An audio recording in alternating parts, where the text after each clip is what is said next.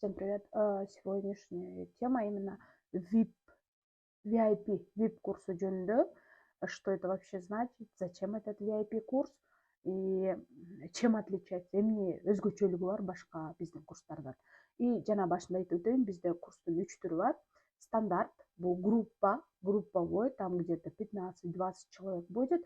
Там информация, да, полезная информация, жумасына бир жолу, обратная связь, живые уроки и так далее и тому подобное. Есть премиум. Премиум дегенде бул мини-группа, то есть ал жерде максимум 7 киши эле окуйт группада. И премиумда еще индивидуальный да бар. Жалгыз бирөө окуса да болот. Анын баасын баарын бизде толук маалыматты ылдыйга калтырамын мен. Ошол жерден подробно көрсөңөр болот. И үчүнчүсү бизде VIP курс, VIP. Конечно, это дороже, кымбатыраак, но не дороже курсов в Бишкеке. Бишкектеги курстардын эң кымбаты меники эмес, нет. Средний баа биздики баары. Даже VIP деле средний баа. Мен курстарды көрүп жүрөм, кандай курстар бар экенин, баалары кандай экенин билем.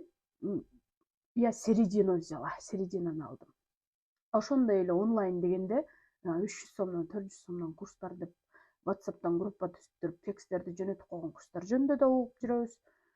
Ал дагы эмес, это не так. Андай 300 сом, 400 сом дегендердеги. Ой, ну, в общем, это ваш выбор, конечно. Так, VIP жөнүндө. Там тоже видеоуроки есть. Бирок ар бир видеоурок живой урок менен закрепляться этилет. То есть видеоурок көрдүңөр, видеоурокду эмнеге заранее жиберебиз? Эмне үчүн видеоурок керек ал жерде? Видеоурок керек биз, чтобы мы здесь там очень экономим время. Убакытты үнөмдөйбүз. Видеоурок жиберилди, силер анын кечинде эртең менен жатып алып, кечинде көрүп койдуңар, просто көрүп эле койдуңар. Анан сразу эле артынан на следующий день сөзсүз живой урок болот VIP'де. Айырмасы деле ошондо. Живой урок болот дагы, ошол видеоурокту биз бияктан добивать этебиз. Заданияларды аткармай, именно ошого тиешелүү суроолорду бермей, добить прям. Ошол жиберилген видеоурокту силер 100% прям майын, жанын чыгарышыбыз керек. Андан кийин VIP урокто тексттер аябай көп.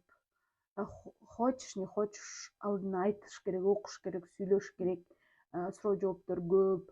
Кино көрүп, кинону айтып берет. То есть кандай методика болсо, ошонун баары бар.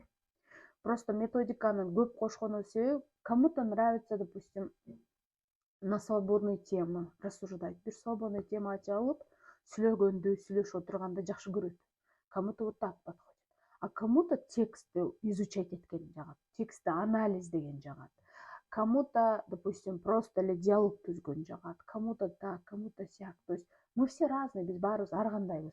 И ошон үчүн биз бүт методиканы VIP'ге вот так сделали, и потом ал жерде бир аз өзгөрүү болот индивидуально. Например, мага жазылган где-то 30тагы, так, допустим, менеджер кыз дейли, мисалы, да, вот 30та.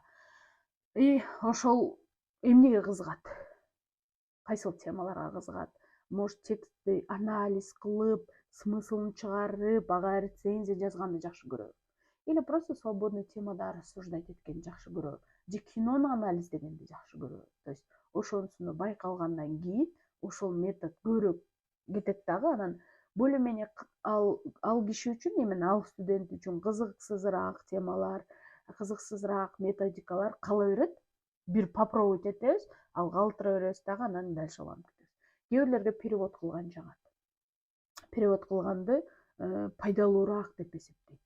И мы соглашаемся. Биз ар бирин индивидуально карайбыз. Кээ бирлер айтат, мен көбүрөөк словарь жатташым керек дегенде, дополнительный словарь заданиясы көбүрөөк берилет. Кээ бирлер айтат, мага тексттер, кээ бирлер кинолор. Ну, вы меня поняли. Это называется VIP. Ошондой эле VIP'де көрүп, эгерде силер ошол биз айтылган көрсөтүлгөн убакытта результатка такыр бир результат жок болсо, биз акчаңарды кайтарып беребиз. Конечно, бизге акчаны кайтарып берген нам не выгодно. Кишини окутуп акчаңы.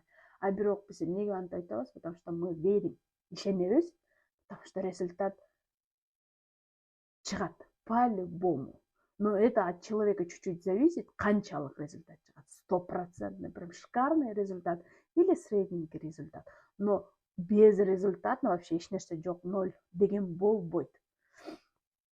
Результат чыкпай калган бир учурду айтып берейин, бирок ал киши акчасын кайрып сураган жок. Себеби ал киши сабакаттарды постоянный пропуск.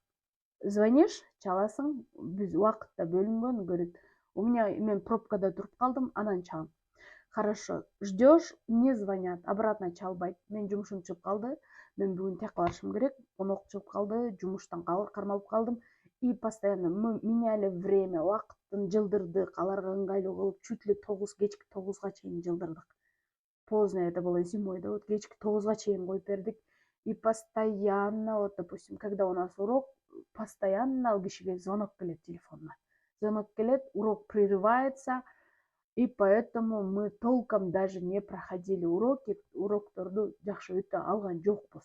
Бирок биз видеоурокторду убагында жибердик, но обратный связьга студент менен байланышыш өзү бир. Андан кийин байланышкан күндөрүбүздө мен видеоурокто көргөнгө жетишкен жокмун деп. И вот так получается, понимаете? Мен просто деловой человек, жумушу көп, и жумушуну көп алып туруп, еще курсту дагы кошуп алган үчүн просто человек не успел. Физически успевать эте алган жок. Анын күнөөсү жок, биздин да күнөөбүз жок бул жерде. И я же говорю, результат вот ушундайда чыкпайт, потому что человека нету просто. И курска жазылган учурда, курста аябай жеңил ой карабагыла, курска жазылган учурда башка менее важный, бир аз аябай деле өтө важный эмес жумуштарды кое тургула. Курс бүткөндөн кийин анан дальше аны улантып кете бересиң. Курска деле өзүнө жараша энергия кетет, энергия сарпталат, ошондой эле убакыт керек. Ошондуктан ошол курска жазыларда учитывайте, пожалуйста.